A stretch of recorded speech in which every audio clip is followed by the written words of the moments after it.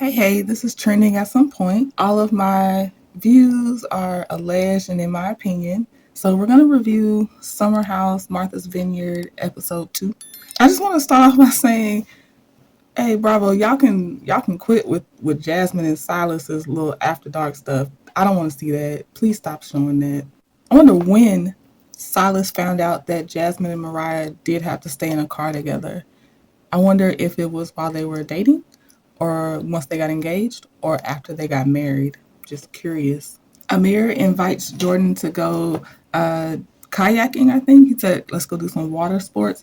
This scene is cute. I'm taking them scene by scene because sometimes it seems like Amir's trying too hard, and then sometimes it's like, oh, okay, that's cool. I think it's Alex that commented, "I need them to understand that there's not just one woman on the vineyard or there's more than one woman on the vineyard." And I don't know how to take that statement because just because someone doesn't respond to your flirting doesn't mean that it's because they're taking you for granted. They may either not be interested, they may not be in the mood at that time. So it's like, is it like a threat? Like, oh no, I'm gonna feel left out because now you're not paying attention to me because there's other women here. Like that's weird. To me, I don't know.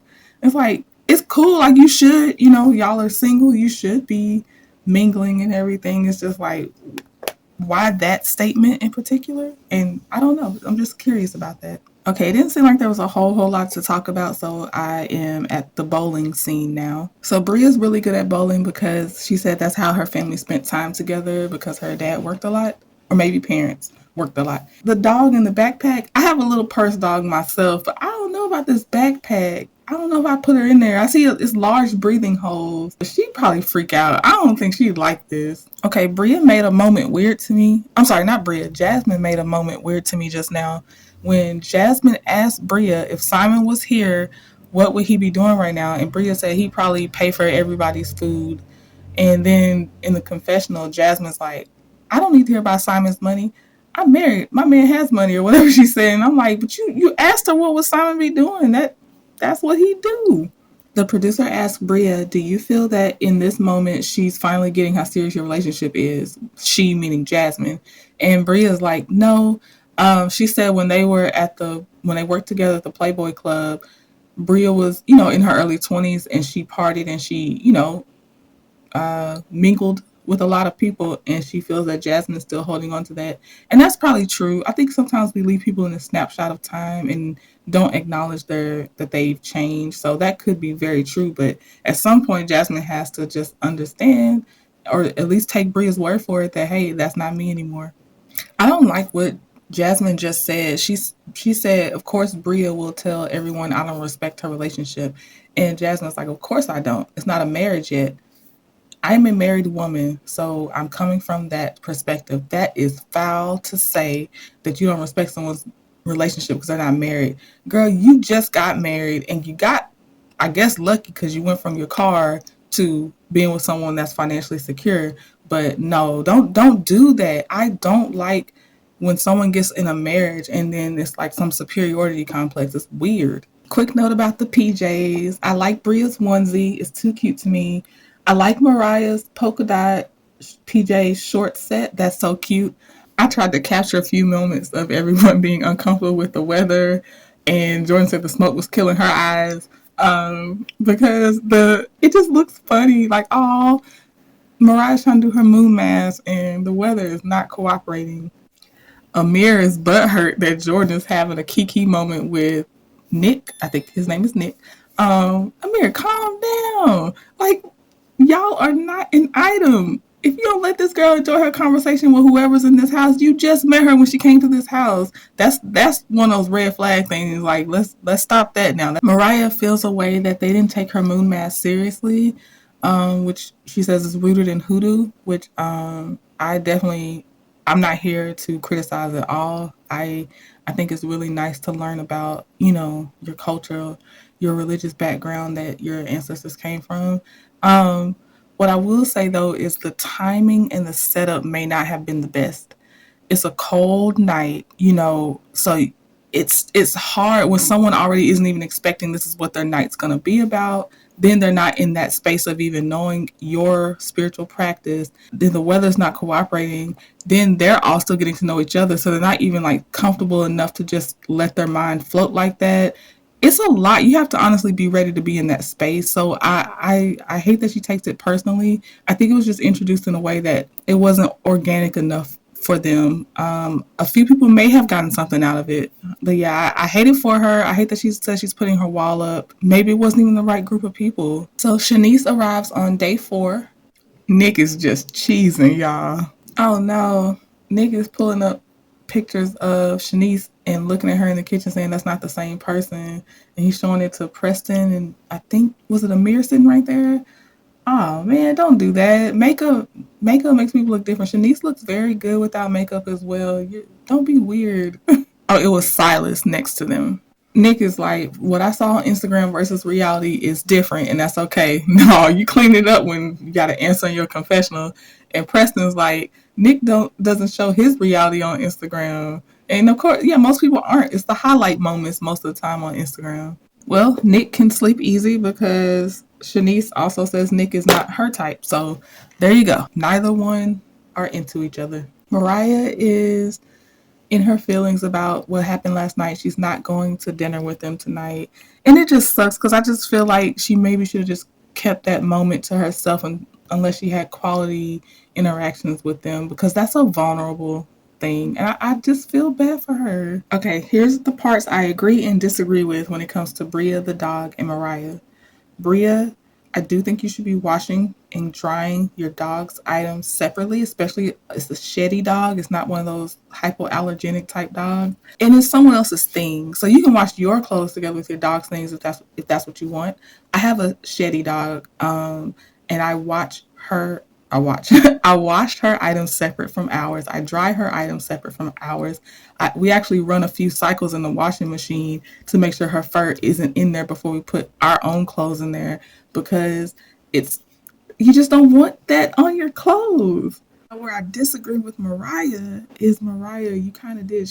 First of all, she tried to get her clothes from you, the dog stuff from you, and you pulled away. Then when she's speaking to you, you push the clothes into her, and now you've escalated that situation. I don't think you needed to push the clothes into her. That was a bit much, and that may be because of my personality, but that was a bit much to me. The guys are making a wise choice in hiding by the stairs. Oh, Mariah's in a very vulnerable place. I think her feelings were really hurt about her moon mask. And the dog thing tipped her over and just not being taken seriously. And then she feels like Jasmine's not on her side. And that's her person. That's kind of why Mariah's there, it seems. So I feel bad for Mariah. Like I said, the only thing I disagree with Mariah on is the whole pushing the clothes into Bria. But yeah, she's vulnerable right now. Shanice, I don't know how to feel about that you did go in the car when Bria, who seems like she's your strongest connection, and then Jasmine was still there too at the house. Why did you leave in that first car? That was even if you're not picking a side, I feel like most of them didn't really pick a side. Why did you leave in that car? Like that was I don't know. Now one suspicion I have is she obviously left in that car because Alex was gonna be in that car and she's very attracted to Alex. But I'm like, you probably still could have sat beside him. Stay there for your friend first. This is where I feel our personal experiences color our perspective and our bias because I think that I see why Bria's upset. And I think some people don't see why she's upset or she might be playing victim to some.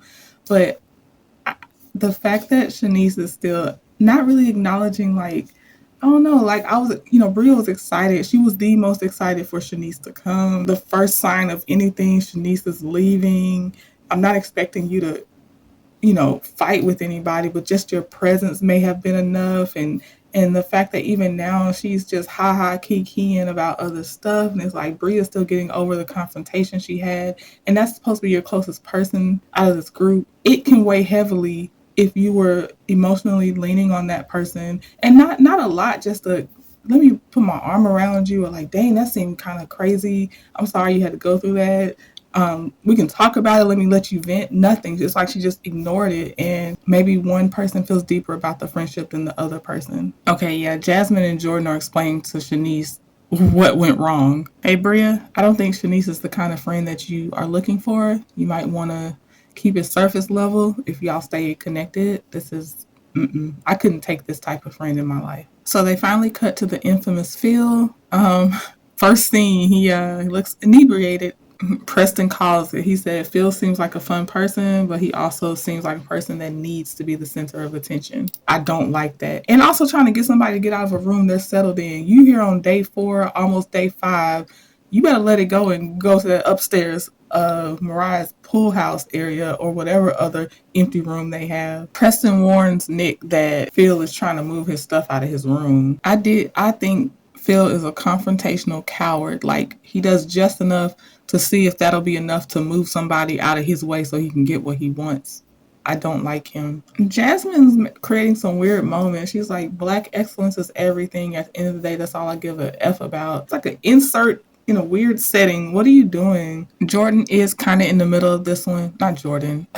Jasmine is kind of in the middle of this one because Jordan is bringing up good points about how Mariah pushing Bria was not cool, and Jasmine feels like she's the only one that's advocating for Mariah. Now, in her head, she might be advocating for her. I don't know how much she's actually saying things out loud to advocate for Mariah, but I do see she's between a rock and a hard place. Hopefully, she can tell Mariah the putting the hands on someone went too far. But as far as how Mariah felt about the dog and how things went, she sees her side. Nick comes to Phil and is like, hey, can you just flush the toilet? This dude Phil is so corny. It was my room. You didn't flush it. You shouldn't have done it. He is the definition of corny. This, guys, is the picture of a corny ninja. This is it right here.